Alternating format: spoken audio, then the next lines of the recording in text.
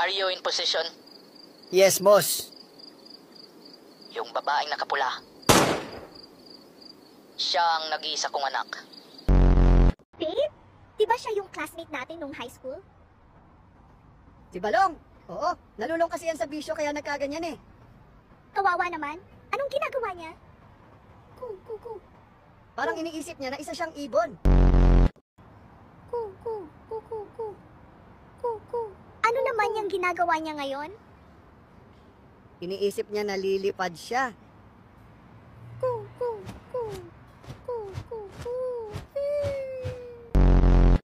Sabi dito, nakulong ka. Anong kaso mo? Murder po.